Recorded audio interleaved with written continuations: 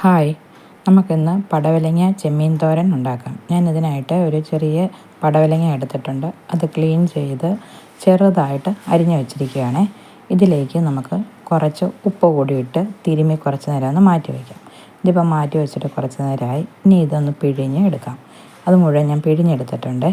ഇനി ഒരു ചീനച്ചട്ടി അടുപ്പത്ത് വെച്ചിട്ട് എണ്ണ ഒഴിച്ച് കടുക് പൊട്ടിച്ച് ഉള്ളിയും വറ്റൽമുളകും ഒക്കെ ഇട്ടിട്ട് നമുക്ക് പിഴിഞ്ഞ് വെച്ച പടവലങ്ങയും കൂടി ഇട്ട് ഒന്ന് ഇളക്കി മൂടി വയ്ക്കാം.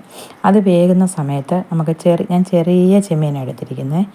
അതിലേക്ക് മഞ്ഞൾപ്പൊടിയും വെള്ളവും ഉപ്പും കൂടി ഇട്ടൊന്ന് വേവിച്ച് പറ്റിച്ചെടുക്കാം. അത് രണ്ടും ഇട്ടിരുന്ന് വേകുന്ന നേരത്തിന് ഇതിനാവശ്യമുള്ള അരപ്പെടുക്കാം. തേങ്ങ, മഞ്ഞൾപ്പൊടി, വെളുത്തുള്ളി, ജീരകം, കാന്താരി, ചുവന്നുള്ളി ഇതൊന്ന് ഒതുക്കിയെടുക്കാവേ. ഇതിപ്പം ചെമ്മീൻ വറ്റി വെന്ത് വന്നിട്ടുണ്ട്. പടവലങ്ങയും വെന്തിട്ടുണ്ട്. ഇതിലേക്ക് അരപ്പിട്ടിട്ട് ഒന്ന് കൂട്ടി വെച്ച് ആവി കയറ്റി ഒന്ന് എടുക്കാവേ. ഇതിപ്പം ആവി കയറി വന്നിട്ടുണ്ട്.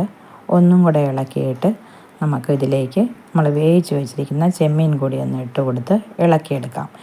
പടവലങ്ങയിൽ ഉപ്പിട്ട് പിഴിഞ്ഞതാണ്, ചെമ്മീനിൽ ഉപ്പിട്ടാണ് വേവിച്ചത്. ഉപ്പ് ആവശ്യമുണ്ടെങ്കിൽ ചേർക്കാം. അങ്ങനെ നമ്മുടെ പടവലങ്ങ